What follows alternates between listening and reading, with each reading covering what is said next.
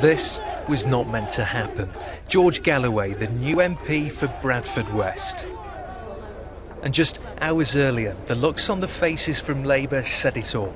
They knew the numbers were not adding up. And I do hereby declare that George Galloway is duly elected.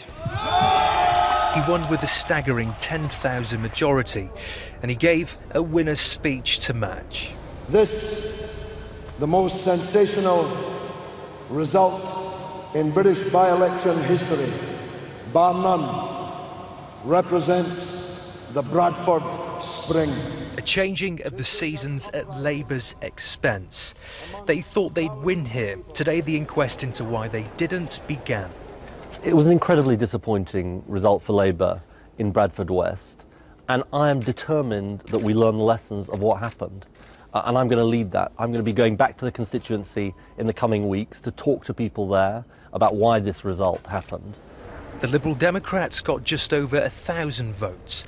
The Conservatives came third, but said Bradford West was Labour territory. This was more or less a kind of a comfortable win for the Labour Party, and they completely messed it up. And I think Ed Miliband needs to take a serious look at his leadership. George Galloway is not your average politician. He was expelled from Labour in 2003. He had an audience with Saddam Hussein, and there was the confrontation with US senators. But what happened here in Bradford? Yes, he ran a great PR campaign, and George Galloway was ever present in this city. But more than that, he knew his audience and he knew what to say to them. Well, those soldiers have already been withdrawn from Afghanistan. His message was anti-war. Who did you vote for? George Galloway. It's not just the people of Afghanistan who are losing their lives, it's British blood that's been spilled. And it seems as though the government just doesn't value the blood of British soldiers.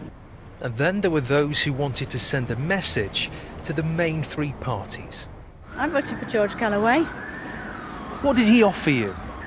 He's a very charismatic chap, and he seems to make sense when he speaks. They say George Galloway is a one-off. Some politicians hope the same can be said for this by-election. Ed Thomas, BBC News, Bradford. Well, I think there's a massive well of dissatisfaction in the country about the political class, about the political system. Most people have dropped out of it.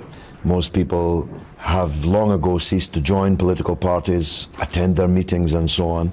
Nowadays, it's a kind of virtual politics for a minority of the electorate. But there's a big well out there of that dissatisfaction, and if someone comes along to articulate it, to make the case for the alienated, then they're ready to rally, and I think that's what happened, especially young people.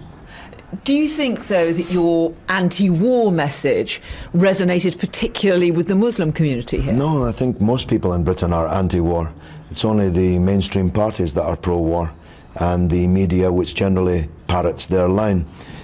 Most people in Britain, of all faiths and none, of all colours, are against these wars because we have neither the blood nor the treasure to spare in occupying other people's countries and setting fire to them. So you want to end the mission in Afghanistan? You call it a mission, I call it a war. It's a very odd and sanitised word, this mission. New Labour has begun to use it regularly. It's not a mission, it's a war. It's an occupation in which real blood of real people is spilled. And it's time to bring Britain out of Afghanistan right now, not a moment too soon. And that's a feeling that's shared by the majority of people in Britain. Do you, though, condemn those who attack British troops in Afghanistan? Of course I don't. It's inevitable that people are going to attack British and American forces that are occupying their country. If you don't mind me saying so, that's a very silly question. If our country was occupied, we would attack the occupier. That's why I want our soldiers out of there, because I don't want any more of them coming back in boxes. And I don't want them leaving other people in boxes.